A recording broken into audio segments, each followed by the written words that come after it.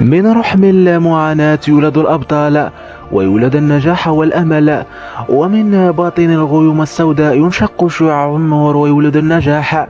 وهذا ما أثبته حارس نادي الوداد الرياضي يوسف مطيع، الذي أطاع قدره وعاده للحياة مرة أخرى بعدما قرر الاعتزال سنة 2019، لكنه تراجع عن ذلك والتحق بفريق شباب المحمدية ليلتحق بالوداد هذا الموسم على أمل أن يعيد نفسه إلى الواجهة حتى لو كلف ذلك دكة الاحتياط.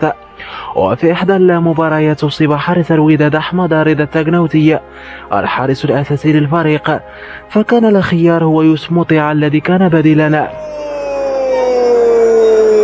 المطيع برافو.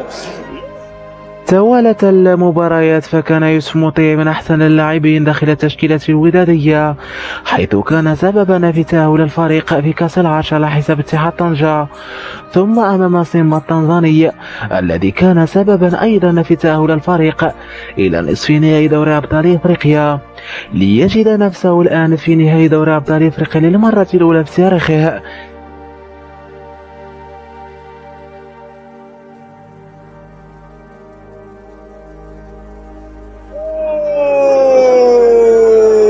المطيع برافو. احذر من عودة أحدهم من الموت، فهو لن يرحم ولن يتراجع. إنه يوسف مطيع، ونعم اللقب والنسب ونعم الأخلاق. أنت الآن في نهائي دوري الأبطال، حيث الطريق لازال أمامك. عليك بكتابة التاريخ وصنعه من أجل أحفادك، لكي تجد ما تقول لهم: قاتل بساقيك وذراعيك، فنحن فخورون بك مهما طال الزمان.